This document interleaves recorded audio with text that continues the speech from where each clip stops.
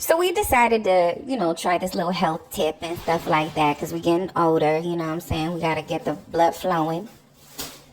Here's an example of Agnes coming down the stairs. She forgot her glasses, so she had to take her time. What's the rush?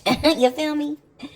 And so then we make it to the bottom of the stairs. We taking in the view of what the beach looks like. I mean, y'all walked on the beach before, right? So we's walking, just walking, enjoying the waves and all of that jazz, you know what I'm saying?